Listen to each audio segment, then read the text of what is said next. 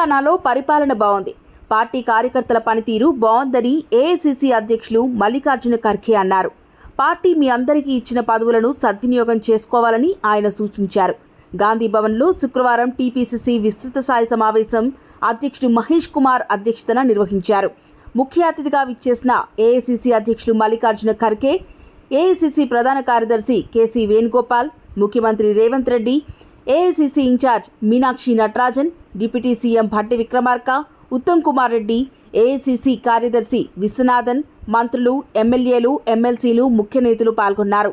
ఈ సందర్భంగా ఏఐసీసీ అధ్యక్షులు మల్లికార్జున ఖర్గే మాట్లాడుతూ మేనిఫెస్టో అమలులో కాంగ్రెస్ ప్రభుత్వం కృషి అభినందనీయమని పేర్కొన్నారు. హామీలను అమలు చేసే ఏకైక పార్టీగా కాంగ్రెస్ చరిత్రలో నిలిచిపోతుందన్నారు. 50 ఏళ్ల క్రితం జరిగిన ఎమర్జెన్సీ గురించి మాట్లాడితే బీజేపీ నేతలు 11 ఏళ్లు వారి పాలనలో ఎమర్జెన్సీ పరిస్థితుల గురించి ఎందుకు మాట్లాడడం లేదని విమర్శించారు. పార్టీ కోసం కష్టపడి పనిచేసిన వారికే సమర్థులకు పదవులు ఇవ్వాల్సిందిగా టీపీసీసీ చీఫ్కి సూచిస్తున్నా అని తెలిపారు.